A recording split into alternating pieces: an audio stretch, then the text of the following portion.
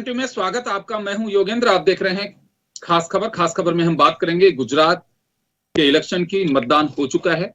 Second phase के मतदान की अगर बात करें तो जैसे पहले फेज में वोटिंग परसेंटेज कम रहा, उसी तरह से सेकंड फेज में भी वोटिंग परसेंटेज कम रहा है। ये किसको बेचैन करेगा, ये देखने वाली बात है।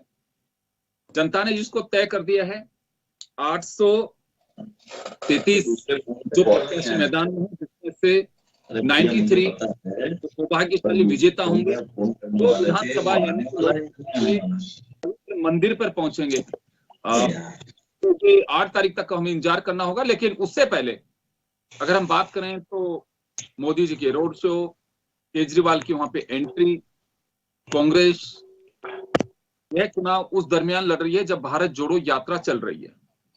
क्या इंपैक्ट आएगा, क्या कुछ रहेगा, तमाम पहलुओं को लेकर के हम कोशिश करेंगे आपको बताने की, और मतदान प्रतिशत जो कम रहा उसकी वजह क्या हो सकती है। चलिए, हमारे साथ में जयदीप सिंह कांग्रेस से हैं, स्नेहल जोशी भाजपा से हैं, वरिष्ठ पत्रकार प्रमोद वशिष्ठ दिल्ली से हमारे साथ जुड़ रहे हैं। सभी का स्वागत है। मैं जयदीप जी आपके पास आना चाहूंगा।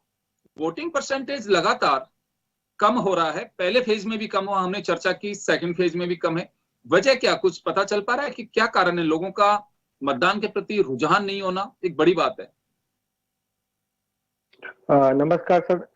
आज गुजरात में वोट जिसको करना था, दारू माफिया के सामने, ड्रग्स माफिया के सामने जो दादागिरी कर रहे थे, कल दारू की खेप लगा रहे थे अरवली जिला में उनके जिला प्रमुख, उनके सामने वोट किया है। जिन लोगों ने मोरबी पे इतनी बड़ी हत्याकांड लोग मरे, उस पर एफआईआर नहीं कर पाए। लोगों ने सब कुछ देखा हुआ है, या फिर वो जो भी इंजेक्शन के बिना लोगों को तड़पते हुए छोड़ा था, या फिर चिमनी पिलक गई थी, चिमनी पिलक गई थी, पर इन लोगों के दिल नहीं पिल गए थे। उन सबके खिलाफ आज जो भी लोग वोट करना चाहते थे उन लोगों ने वोट किया है। इस बार कांग्रेस की सरकार आ रही है क्योंकि उनके वोटर्स बाहर ही नहीं निकले। लोगों में इतना सारा आक्रोश था कि लोगों वोट करना ही नहीं चाहते थे। लोगों की ये लोग जो 27 साल से जो चल रहे थे, लोगों के बीच में इतना खराब माहौल था, इतना एक डर का माहौल बनाया गया था। फिर भी जो डरने वाले थे वो घर पे रहे हैं, और बाकी के जो वोट करने वाले थे वो कोई लोभ में नहीं आए। जी जयदीप जी, आप कह रहे हैं कि लोगों ने कांग्रेस को वोट किया, वजह क्या रही इसकी? आप जो कहना चाह रहे हैं उसकी, किसकी वजह से कांग्रेस को वोट किया होगा लोगों ने? इसमें सबसे पहले तो 27 साल से इन लोगों ने जो जिस तरह से लोगों को गुमराह किया है, और जिस तरह से इन लोगों के इस बार कोई भी इनका ध्रुवीकरण नहीं चला। और बात कांग्रेस की करेंगे तो कांग्रेस ने 1 साल से फरवरी में राहुल जी ने खुद ने यहाँ पे द्वारका डेलीगेशन किया था। वहां पे 28 मुद्दे लिए थे, उसमें से 8 मुद्दे हम लोगों ने प्रचार के लिए लिए थे, बाकी के मैनिफेस्टो में हमने ऑलरेडी इंक्लूड किए थे। और हम 9 महीने से तो डोर टू डोर प्रचार कर ही रहे थे। उनको इस बार तो इतनी तकलीफ थी कि प्रधानमंत्री को पब्लिक लाने के लिए 500 रुपए लाने पड़ते थे। वो जम्बूसर की रैली हो या बहुत सारी रैली में तो मोदी जी की कुर्सियां खाली रहती थी। तो इस बार उनको पहले से ही पता था। फर्स्ट फेज का वोटिंग चालू था 3-4 बजे, तभी तक उसको बड़ौदा में रोड शो कर रहे थे अमित शाह, उनको भागना पड़ा था गांधीनगर। वो सब उनकी बौखलाहट बता रही थी। कल भी हमारे दाता के जो एक एमएलए के कैंडिडेट है, उस पे हमला करने में आया था, उसको किडनैप करने की ट्राई करने में आई थी। उसके बाद आपने दारू के वीडियो देखे होंगे कि हर जगह पे दारू की। मैं वापस आ रहा हूँ। मैं वापस लौटूंगा सर आपके पास में। स्नेहल जोशी जी हमारे साथ में जुड़े हैं। स्नेहल जी, वोटिंग परसेंटेज कम जो रहा है, अब उसका फायदा नुकसान किसको होगा ये तो कहना बहुत मुश्किल है, क्योंकि कई बार ये होता है कि वोटिंग परसेंटेज कम होने से भी जो पार्टी दावा करती है उसको बेनिफिट नहीं मिल पाता है, और कई बार ये होता है कि ज्यादा वोटिंग से भी जो हम दावा करते हैं, बोलते हैं, वो बेनिफिट नहीं मिल पाता है। लेकिन इसको लेकर के मैं चाहूंगा कि वोटिंग परसेंटेज जो कम हुआ है पहले फेज में भी और सेकंड में भी 2017 की बनिस्पत, तो एक रिएक्शन चाहूंगा इसमें, वजह क्या है इसकी? देखिए, एक वरिष्ठ पत्रकार होने के नाते आप भी जानते हैं कि वोटिंग प्रतिशत इसके पहले 2017 में और उसके पहले जब भी कम था तभी सीट ज्यादा थी, उसके बाद भी 2017 में ज्यादा था, फिर भी हम थोड़ी और कम सीट आई थी पार्टी को, हमारी पार्टी की बात करें तो इस प्रकार से कोई एक इक्वेशन नहीं है कि ये अगर हुआ तो ऐसा होगा, ये हुआ तो ऐसा होगा। वो अनुभव से ही हम वो पता लगा सकते हैं। पर जब हम ग्राउंड लेवल पे काम करते हैं, जैसे भारतीय जनता पार्टी 24/7 365 डेज लोगों के बीच में रहकर काम करने वाली पार्टी है, तो हमें काफी सारी चीजें पता है कि लोगों का रुझान, लोगों की इच्छा, लोगों की मंशा क्या थी कि उनको एक शांत गुजरात चाहिए, वो गुजरात चाहिए जो व्यापार में प्रगति करता रहे, जो उन्नति करता रहे। और इसके लिए स्वाभाविक है कि उन्होंने आदरणीय नरेंद्र मोदी जी की नेतृत्व वाली भारतीय जनता पार्टी को समर्थन दिया है, जैसे वो पिछले 27 साल से देते आ रहे हैं। और ये सब चीजें अभी सुनने मिलेगी, जैसे मेरे कांग्रेस के मित्र ने कहा, तो ये चुनाव अभी 8 तारीख तक ये बताएंगे, फिर कहेंगे कि ईवीएम में गड़बड़ थी और ईवीएम का रोना शुरू हो जाएगा कुछ ही या एक आध दिन में, वो उन लोगों ने तय किया होगा, तब से वो कर देंगे शुरू। पर ये हमने देखा है कि गुजरात की जनता जितनी प्रतिशत भी वोट हुई, वो हमने देखा कि रूरल और अर्बन एरियाज में से जो निकले हैं, तो वो समर्थन में भारतीय जनता पार्टी के वोट डालें, ऐसा ही ये पूरा माहौल था।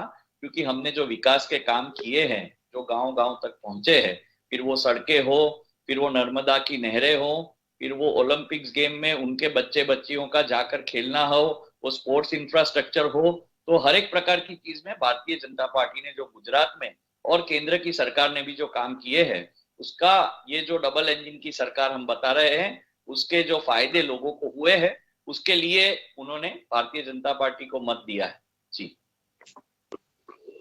जी जयदीप, आपने सुना अभी। खैर चलिए जो भी है, लेकिन मेरा एक सवाल है अभी, ये जो है वो मुद्दे वहां स्थानीय से ज्यादा राष्ट्रीय मुद्दे काफी हावी रहे। मैं जो पूरे इलेक्शन को देख पा रहा था, तो उसकी वजह क्या है? प्रधानमंत्री जी, क्योंकि भूपेंद्र पटेल जो हैं, उनसे ज्यादा मुझे प्रधानमंत्री जी नजर आ रहे थे। आपके यहाँ पे कांग्रेस से एक बार सभा करने राहुल गांधी पहुंचे, कई बार ये बात कही गई कि राहुल गांधी को आना चाहिए। बीजेपी ने इसे मुद्दा भी बनाया कि भारत जोड़ो यात्रा को जरा डाइवर्ट करना चाहिए था गुजरात की ओर भी, लेकिन राहुल गांधी फिर भी वहां गए एक बार। मैनिफेस्टो सभी के अपने अपने जारी हुए हैं। तो एक जो बड़े नेता की कमी की बात की बीजेपी ने, तो इसका कुछ नुकसान होगा आप लोगों को? नहीं सर, जो सबसे पहले फरवरी में राहुल जी ने द्वारका डेलीगेशन किया था, उसके बाद दाहोद में रैली थी उनकी, और उसके बाद भी 3 रैली किया था। अब रूट चेंज करने की बात आएगी तो जो लोग जिनके नेता पार्टी के जो दूसरे स्टेट के चीफ मिनिस्टर को अपनी पार्टी को चला रहे थे, खुद चल नहीं पाते। वो लोगों को क्या पता कि 2200 किलोमीटर चलना क्या होता है, कि महाराष्ट्र से अगर गुजरात में जो नांदेड़ से अगर गुजरात में लाना होता तो वो 700 किलोमीटर का चलने से आना था।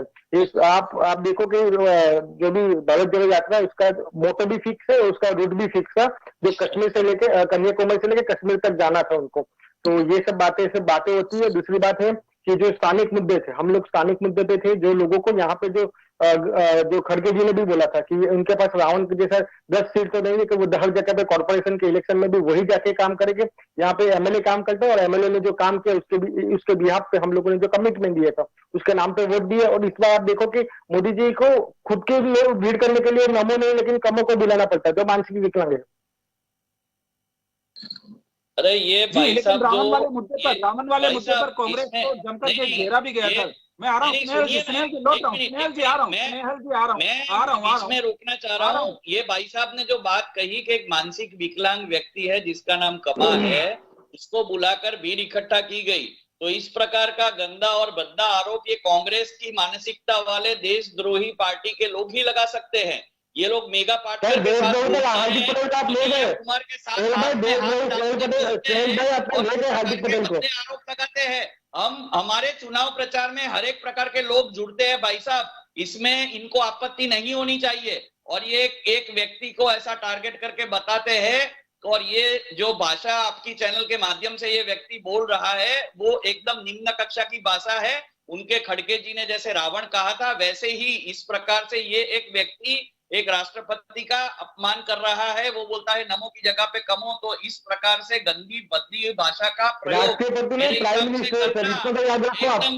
ही अनुचित चीज है भाई। आप एकदम आपकी जो निम्न कक्षा है, आपकी कक्षा के स्नेहल जी एक सवाल है मेरा। रावण वाले मुद्दे पे जो खड़गे जी का बयान है, उस पर बीजेपी ने काफी कुछ, गुजरात के बेटे का अपमान, प्रधानमंत्री का अपमान, बहुत कुछ कहा। उसका कितना असर है वहां? नहीं, इसमें देखिए असर ना असर की बात भाई साहब बाद में करते हैं। पहले मैं कहता हूं कि गुजरात की जो जनता है वो शांति प्रिय जनता है। गुजरात की जनता है वो नक्सलवादियों को दूर रखने वाली जनता है। भारत तेरे टुकड़े होंगे इंशाअल्लाह इंशाअल्लाह ऐसा बोलकर उसके साथ समर्थन में दूसरे दिन जाने वाले नेता को यहाँ से धक्के मारकर निकालने वाली गुजरात की जनता है। गुजरात का एक सामान्य परिवार का बेटा जो चाय बेच रहा था वो भारतीय जनता पार्टी में आता है, जुड़ता है, देश की सेवा करता है और एक सर्वोच्च पद पे जब आसीन होता है और पूरा विश्व आज जब उसका लोहा मानता है, तभी इनकी पार्टी के वरिष्ठ नेता आकर इस प्रकार की बात करते हैं। आपको शायद पता होगा कि इनके दूसरे नेता मधुसूदन मिस्त्री ने कहा था कि इसकी औकात क्या है। तो इस प्रकार की गंदी और भद्दी अगर प्रधानमंत्री के लिए ये लोग बात कर रहे हैं, अरे भाई ये भाई क्या बोला है? देखिए मैं एक बात कहना चाहूंगा, ये भाई साहब को बोलिए जरा, सुब्रमण्य स्वामी ने क्या बोला है? आपके बीजेपी का ही है, बीजेपी ने क्या बोला? देखिए इस प्रकार के ये लोग हैं कांग्रेस के, आप सुब्रमण्य स्वामी ने क्या बोला वो आपको पता है? कि उनका हावभाव देखिए, उनकी बातें देखिए, उनकी राजनीति देखिए, प्रधानमंत्री को प्रधानमंत्री जो शहीद हुए उनको बोलेगा कांग्रेस की विधवा। जयदीप जी देखिए, मैं एक बात सभी से कहना चाहूंगा, शालीनता और मर्यादित भाषा का प्रयोग सभी को करना चाहिए, जिसकी अपेक्षा सभी राजनीतिक दल करते हैं। कई बार ऐसी बातें आती हैं स्नेहल जी, मीडिया कई बार इस बात को कोट करता है कि आपकी पार्टी के नेताओं को बहुत बार आगाह किया जाता है, कोई क्या बोलता है, कोई क्या बोलता है। ये देखिए होता क्या है कि जब एक पार्टी के नेता कुछ भी बोले तो नजरअंदाज कर देते हैं। वो बोला जाता है कि बड़े नेता से पूछो कि मेरे ध्यान में नहीं है, और अगर ऐसा बोला है तो नहीं बोलना चाहिए, बस इतनी बात बोल करके, ये नहीं कि बहुत गलत बोला है कि इसकी निंदा करता हूं, कोई नहीं बोलता, चाहे कांग्रेस हो, बीजेपी हो, दूसरी पार्टियां हो। लेकिन जैसे अपने किसी नेता पर यही आरोप या इसी तरह की भाषा का प्रयोग किया जाता है तो सब आग बबूला हो जाते हैं। ये नहीं होना चाहिए। कोई भी पार्टी, किसी भी पार्टी का नेता कार्यकर्ता हो, उसको बताया जाना चाहिए पार्टी स्तर पे ही कि मर्यादित भाषा नहीं है। मैं चले आऊंगा वापस आपके पास में। प्रमोद हमारे साथ दिल्ली से जुड़े, प्रमोद जी दिल्ली से जुड़े, प्रमोद जी दिल्ली से जुड़े हमारे साथ में अभी। प्रमोद जी, अपन ने पहले दिन भी चर्चा की, जब फर्स्ट फेज का मतदान हुआ वोटिंग परसेंटेज कम रहा और सबने इसी बात को लेकर के कोट भी किया कि बड़ी बेचैनी रहेगी वोटिंग परसेंटेज कम होने से।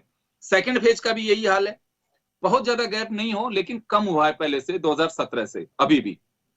क्या माना जाए, मतदाता का रुझान कम है या फिर ये कहें कि लगातार एक सरकार थी, इस वजह से जो जनता ने जैसा अपना रुख रखा उसी तरह से नई पार्टियों की जो एंट्री उसके प्रति लोगों का ज्यादा उत्साह नहीं रहा, इसे किस तरह से देखा जाए? देखो, मतदान की निरस्ता रही, लेकिन ये है कि 63 के करीब पिछली फर्स्ट फेज में हो गया था, है ना? हाँ। और अब भी इतना पहुंच जाए, लेकिन जो 14 जिलों में आप चुनाव हुआ है, अहमदाबाद, गांधीनगर और शहरी क्षेत्र, हाँ, इनकी जो शहरी सीट है पूरी, तो एक बड़ा महत्वपूर्ण है, बीजेपी का गढ़ माना जाता है। लेकिन जो अभी जो विशेषज्ञों की राय को हम माने और जो दिल्ली के गलियारों में जो चर्चा विशेषज्ञों की जो निकल के आ रही है, उसमें ये सारा अभी रुझान आया है एकदम कि भाई ये जो कम मतदान का सत्ताधारी दल को सीधा फायदा मिल रहा है, क्योंकि जो नई पार्टी गई है वो उतना जो उनकी उम्मीद से उतना प्रदर्शन नहीं कर पा रही और उन्होंने ज्यादातर कांग्रेस को डेंट किया है। ऐसी जो सर्वे जो ऐसी निकल आ रही है, वास्तविकता तो 8 तारीख को पता लगेगा, लेकिन प्रथम जो रुझान जो दिल्ली के गलियारों में यहाँ सारे निकल कर आया है, उसमें यह माना जा रहा है कम मतदान का इस बार गुजरात में सत्ताधारी दल को सीधा फायदा मिलता हुआ दिखाई दे रहा है। और जो वोट कटे हैं वो आम आदमी पार्टी ने कांग्रेस को डेंट किया है। उसका पीछे रीजन ये माना जा रहा है कि जो कांग्रेस है उसने गुजरात या हिमाचल जीतने से ज्यादा राहुल गांधी की यात्रा को सफल बनाने पर ज्यादा जोर दिया। वो इतना ज्यादा नेताओं ने वहां वर्क नहीं किया, इतनी ज्यादा पब्लिक से अटैचमेंट नहीं करी, जिस तरह से भारतीय जनता पार्टी के मोदी जी की, अमित शाह जी के जो रोड शो वगैरह ऐसे हुए।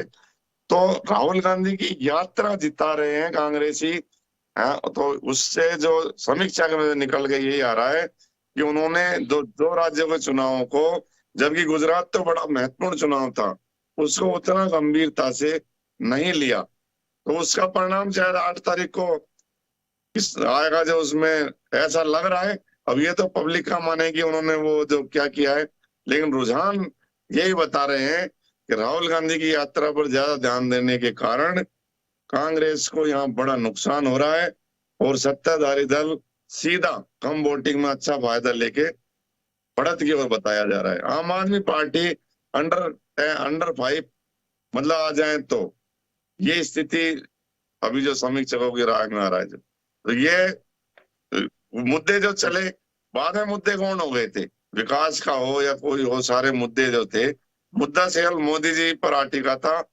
रावण के शब्द पे अटिका था। कोई मतलब ऐसी भाषा जो नहीं बोलनी चाहिए, जिसका कांग्रेसियों ने उसका विरोध भी किया, काफी आपने देखा होगा कि भाई ये गलत भाषा थी जो यूज करी गई थी राष्ट्रीय अध्यक्ष के द्वारा।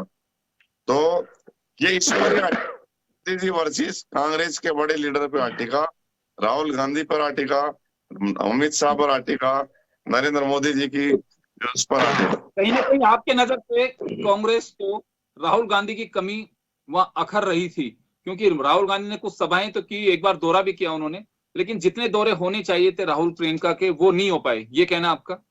जी, ऊंट के मुंह में जीरा। मतलब एक बताओ, इतना बड़ा स्टेट जहां से प्रधानमंत्री है, और गुजरात अगर मान लो कांग्रेस यहाँ अच्छा प्रदर्शन कर गई है, कर जाती है, अभी तो खैर अपने अनुमान ही है, लेकिन लग नहीं रहा कि कर पाएंगी। अगर वहां ताकत लगाई जाती तो 2024 पे सीधा फर्क पड़ता। 2024 जो आने वाला लोग यहाँ से एकदम से बुस्टअप जाता। अब कांग्रेसी ये आप देख लेंगे कि अब बस केवल यात्रा, अब 2-3-4 रैलियों से क्या उसका फर्क पड़ता है राहुल गांधी ने जो मैं आ रहा हूँ, वापस आ रहा हूँ आपके पास में। मैं जयदीप आपके पास में आना चाहूंगा। अभी सुना प्रमोद वशिष्ठ साहब ने दिल्ली के गलियारों की जो सियासी चर्चा है उसको लेकर के उन्होंने फोकस किया है। कांग्रेस का ज्यादा ध्यान गुजरात से बेहतर समझा यात्रा को, भारत जोड़ो यात्रा पे फोकस करना। आपके अशोक गहलोत साहब वहां के ऑब्जर्वर रहे, आए चले गए रहे, रघु शर्मा उनको कंटिन्यू वहां का प्रभारी बना रखा था। बड़े नेताओं के दौरे होते तो इनका कहना है कि 2024 पे सीधा गुजरात के इलेक्शन का इंपैक्ट आता। वो कांग्रेस की कहीं चूक है, अगर सरकार नहीं बना पाती है तो एक मलाल रहेगा कांग्रेस का। अभी कहना बहुत मुश्किल है कि 8 तारीख को क्या होगा, ये कहना बहुत जल्दबाजी होगा, क्योंकि वोट किसको किसने दिया है अभी कुछ नहीं कहा जा सकता। ये हम केवल प्रयासों पे या संभावनाओं पे या जो चर्चा चल रही है उन्हीं पे हम फोकस कर रहे हैं। तो ये वहां कार्यकर्ताओं में किस तरह की चर्चा रही कि बड़े नेताओं जी बिल्कुल, हमें बिल्कुल नहीं। हमारे जो प्रदेश अध्यक्ष है जगदीश ठाकुर 1 साल से वही काम कर रहे थे। बूथ लेवल पे हमने एक बूथ पे 25 लोगों को हमने किया था, और हमारे जो प्रदेश अध्यक्ष है वो आप उनके 1 पाएंगे, और 107 केस वाले जो भी हंस रहे हैं बिना शर्म के, कि उनके सीआर पाटिल पे 107 केस थे जो माजी बुटलेगर थे, और कल भी बुटलेगर ही करते थे, जो ड्रग्स का माफिया कर रहे थे। उनके गृह मंत्री को जो नए बने गए थे, जिसकी 700 गुना इनकम बढ़ी हुई थी। तो इन लोगों ने जो भ्रष्टाचार किया है, इन लोगों ने जो लोगों को तड़पाया हुआ है, जो कोरोना काल में जो इंजेक्शन की उन्होंने बेईमानी करी थी, उनका जवाब आज गुजरात की जनता ने उनको दे दिया है। और जो भी जनता के मुद्दे थे, जो जनता के मुद्दे लेके बीच में कार्यकर्ता ही जाता है, कोई नेता नहीं जाता। उनको प्रधानमंत्री को आप देखोगे तो 30 दिन में पीओ में बंद करके यहाँ पे उनको आना पड़ा था, और यहाँ पे गलियां घूमनी पड़ी थी उनको। आप देखोगे इसके पहले भी प्रधानमंत्री हुए थे मनमोहन सिंह इवन पंजाब के इलेक्शन में भी गए, और जहां भी जाते थे तो 1 या 2 रैली होती थी उनकी, बट उनकी पूरे वो लोग घुटने पे आ गए थे। इस बार आप देखोगे तो पूरी कैबिनेट मिनिस्ट्री यहाँ पे लगाई हुई थी, पर उनका कोई मुद्दा ही नहीं बन रहा था, ना ही उनकी भीड़ हो पा रही थी। जयदीप जी, अमित शाह के उस मैं एक कमेंट का आपको ध्यान दिलाना चाहूंगा, जिसमें उन्होंने यह कहा कि चुनाव होता है, उसे हल्के में नहीं लेना चाहिए। कार्यकर्ताओं में यह भ्रम बिल्कुल नहीं आना चाहिए कि 27 साल से हम सत्ता में काबिज हैं तो बिल्कुल मस्त हो जाएं। इलेक्शन के लिए पूरी तरह से तैयार कर रहना है, एक भी पॉइंट पे कहीं कोई कमी ना रहे। ये अमित शाह खुद मान के चलते, तो इनके यहाँ पे बीजेपी में या कांग्रेस में सभी में कार्यकर्ता अब तकलीफ क्या है उनके वहां पे, वो देश के गृह मंत्री बने या प्रधानमंत्री बने, बट वो जो पहले जो काम करते थे प्रचारक का, तो उनको अभी वही लग रहा है कि हम प्रचारक का ही काम कर रहे हैं। और आप देखोगे तो प्राइम मिनिस्टर ऑफिस में कितना काम होता है, बट वो पूरा दिन चुनाव नहीं रहता। हमें तो उसको कोई इश्यू नहीं, आप करो, आपको जो लग रहा है आप करो। जिस हिसाब से देश को जिस तरह से आपने गर्भ में डाला हुआ है, तो एक प्रधानमंत्री जो चुनाव मंत्री बनकर जो घूम रहे हैं पूरे देश में, वो ठीक है। बट जिस तरह से कांग्रेस की स्ट्रेटेजी थी कि हमको लोगों से जुड़ना है, लोगों की बात जो भी पहुंचानी थी हम लोगों ने पहुंचाई है। जो भी मुद्दे बनाए थे हम लोगों ने, जो मैनिफेस्टो बनाए, वो हम लोगों ने कॉपी नहीं किया कि भाई KG to PG वाला जो था मुद्दा, कि भाई हम लोग जो बीजेपी ने जो किया कि सीधा मैनिफेस्टो में 4 पॉइंट तो कांग्रेस के उठा लिए उन लोगों ने। तो इस तरह से हम शॉर्टकट नहीं करते, हम लोगों के बीच में रहे थे, कोरोना काल में भी रहे थे, उसके बाद में भी जो तकलीफ आई, जो इसके बाद में भी जो तकलीफ आई थी, अभी जो स्टॉर्म आया था, स्टॉर्म के टाइम में भी गुजरात के कांग्रेस के सारे पदाधिकारी वहां पे ही लगे हुए थे। और आप देखोगे कि गहलोत जी को जो काम सौंपा गया था ऑब्जर्वर की तरह, तो उन्होंने जो भी आया कि जो चेक करना था, रघु शर्मा यहाँ पे ही रुके हुए थे। उनको तो खुद को, स्नेहल जी को खुद को नहीं पता कि गुजरात के प्रभारी कौन हो गए उनके। जी स्नेहल जी कुछ कह रहे हैं पहले, फिर मैं सवाल लूंगा आपसे। आप कुछ कहना चाह रहे हैं? नहीं, मैं ऐसा कहना चाह रहा हूं कि ये व्यक्ति जो इस प्रकार से अनगढ़ंत बातें कर रहा है और हमारे जो नेताओं पे आरोप लगा रहा है, इसका इनके पास एक भी प्रमाण नहीं है। इसके साथ केस नहीं थे सीआर पटेल पे, भाई इसके साथ केस नहीं थे सीआर पटेल पे, इसमें मत बोले। अगर इस प्रकार से आरोप नहीं, आप मुझे आरोप लगा तो बोले इसके साथ केस नहीं थे सीआर पटेल पे, आप इन्हें नहीं सीआर पटेल पे इसके साथ केस नहीं थे। आप इन्हें रोकेंगे कि नहीं रोकेंगे? देखिए ये डिबेट की जो प्रक्रिया है, आप जो बोल रहे हो बोलने का 107 केस कर रहे हैं सीआर पटेल को, नहीं चले तो बुटलेगर थे कि नहीं थे? चलिए जयदीप जी एक बार स्नेहल जी को अपनी बात कहने दीजिए, मैं लौटूंगा आपके पास। ये व्यक्ति जो खुद ही एक कैसे लग रहा है वो स्क्रीन पे दिख रहे हैं, वो दूसरे नेता के ऊपर आक्षेप लगा रहे हैं। पहले खुद दुरुस्त हो जाए, मानसिक रूप से दुरुस्त हो जाए। उनकी बौखलाहट जो है वो इस प्रकार से अनगढ़ आरोप लगाने के लिए उनको स्नेहल जी आपको क्या लग रहा है? आप क्योंकि वो हमने आमंत्रित किया उनको, हमारे गेस्ट हैं वो, आप कह रहे हैं कि वो स्क्रीन पे कैसे लग रहे, क्या लग रहा है? इससे मुझे थोड़ा जानना चाह रहा हूँ आपसे। गंदी, मैं ऐसा बोल रहा हूँ कि वो जिस प्रकार से बात कर रहे हैं उससे वो कैसे लग रहे हैं स्क्रीन के ऊपर। आप देखिए इतनी पब्लिक देख रही है, ये गाली देते हुए हमारे नेताओं को वो कैसे लग रहे हैं। कौन सी गाली दी भाई साहब? कौन सी गाली दी? कौन सी गाली देने के लिए? देखिए मैंने आपको पहले भी कहा था सर, आप औकात को आप वो बनाते हैं इश्यू। ये अगर कहते हैं कि वो प्रचारक हैं, अब वो चुनाव प्रचारक, इसको गाली मान के चलते हैं। मैं बीजेपी के नेताओं का अगर मैं खोलना बताऊंगा उसका मतलब क्या है?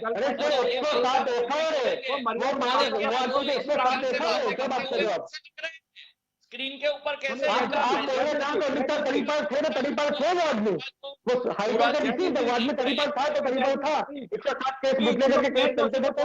अपनी बात कह रहे हैं, आप सुनिए उनको। Snehal Joshi please continue. देखिए भाई साहब, मैं इनकी तूतू मैमे में नहीं पढ़ना चाहता। मेरा एक बात स्पष्ट है कि जयदीप भाई जो कांग्रेस के अभी प्रतिनिधि आप कह रहे हैं वो यहाँ पर बैठे हुए हैं, उनकी जो बातें वो मनगढ़ंत बातें हैं। गुजरात की जनता का जो मूड है, और हमारे वशिष्ठ जी जिन्होंने विश्लेषक है उन्होंने भी कहा कि जैसे कांग्रेस का जो पूरा ध्यान था वो यात्रा पे ही था, कांग्रेस का ध्यान राहुल गांधी और गांधी परिवार पे ही हर हमेशा होता है, उसका ही नतीजा कांग्रेस 27 सालों से गुजरात में भुगत रही है। और मुझे लगता है कि अगर कांग्रेस गुजरात के व्यक्तियों को, गुजरात के लोगों को अगर अपना परिवार मानेगी तो कांग्रेस का कुछ भला होना है। भारतीय जनता पार्टी एक खुद एक परिवार है और गुजरात के लोगों के साथ हम परिवार के लोगों की तरह हर एक स्तर पर रहते हैं, वो चाहे बूथ का स्तर हो या मुख्यमंत्री का स्तर हो। इन्होंने पूरी डिबेट में यही एक ऑब्जेक्शन लिया कि प्रधानमंत्री यहाँ क्यों आते हैं, प्रधानमंत्री यहाँ क्यों रैली करते हैं। तो आप ही बताइए कि क्या ये सब उचित है?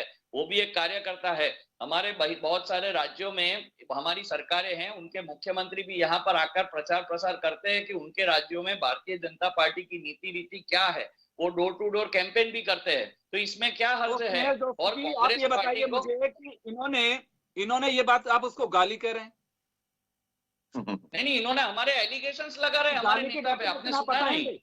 गाली की डेफिनेशन आप लोग बताएंगे? गाली क्या, किसको गाली कहते हैं? हाँ, एक राक्षस के नाम से बुलाना वो गाली हुई। एक बद्दा है चाय वाला व्यक्ति, वो यहाँ पर आके चाय बेचे और कुछ नहीं करता, इस प्रकार की बात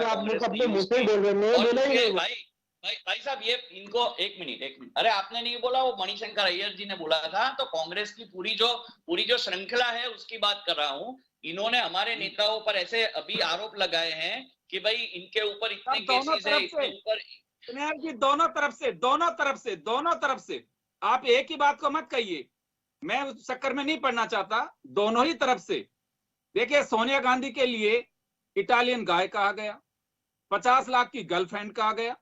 अब आप ये उनको छोड़िए, मैं कहना चाहूंगा कि दोनों तरफ से मर्यादित भाषा का प्रयोग करिए ताकि आपको ये ध्यान रखना चाहिए कि कांच के और ये- मकान में हम भी बैठे हैं और वो भी बैठे हैं, फिर भी नहीं, पत्थर ये फेंक रहे पूरी, हैं एक दूसरे पे। और मैं तो बोल रहा हूँ कि ये डिबेट में ये भाई को ही, जयदीप भाई ही अपनी कांग्रेस ने क्या किया क्या नहीं किया, और ये घड़ी पड़ी जो द्वारका की बात कर रहे हैं भाई साहब, आप एक बार द्वारका जो उनका मीटिंग है राहुल गांधी का, वो जाकर एक बार मैं रिक्वेस्ट कर रहा हूँ कि आप आज रात को देखिए, सब दर्शक भी देखे। उसमें उन्होंने 11 से 12 लोग ऐसे गिनाए हैं कि जो उनके विरोध है, और वो लिस्ट में उन्होंने मीडिया का भी नाम लिया है, और ये अधिकृत रूप से उनके लाइव फेसबुक पोस्ट पे लाइव हुआ था। तो मुझे ये संदेह होता है कि ये लोग मीडिया को भी अपना विरोधी समझ रहे हैं, गुजरात में प्रजा को भी विरोधी समझ रहे हैं। तो ये करना क्या चाहते हैं?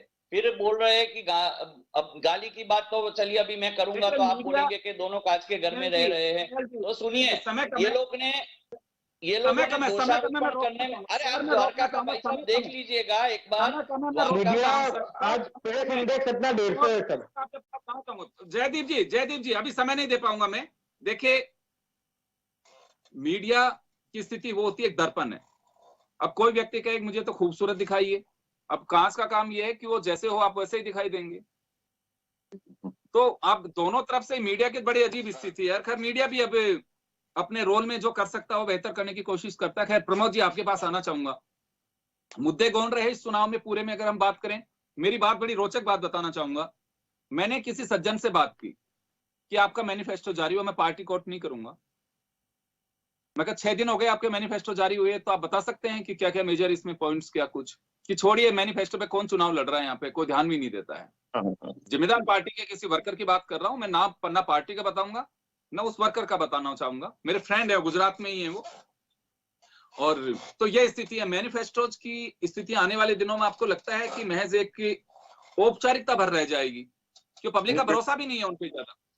नहीं, आपने बहुत बड़ी बात कही है। ये लीडर को ये पता नहीं मैनिफेस्टो क्या है, तो फिर वो कैसे प्रचार करेगा? अब मैं आपको बताऊं, चलो ये अब देखो, ये भ्रष्टाचार के आरोप लगा रहे हैं, वो लगा रहे हैं, ये तो सब बंद हो गया। 8 तारीख को जनता ने किसको चाहा वो पता लग जाएगा। अब इससे बहस का वो नहीं है। बात ये है जी, किस पार्टी ने किस रणनीति से चुनाव लड़ा। आपको बताऊंगे कि कांग्रेस ने स्टार प्रचारकों की सूची जारी करी थी, उसमें से 25% स्टार प्रचारक भी प्रचार करने उतरे हो। तो आप बता दो, रणनीति की बात बता रहा हूं। तो आप कैसे समझ लोगे कि ये तो पुरसी हुई थाली परोसी जा रही है ना दूसरी तरफ। तो ये अब तो खैर डब्बा में बंद हो गया, अपने कहने से कुछ नहीं होगा।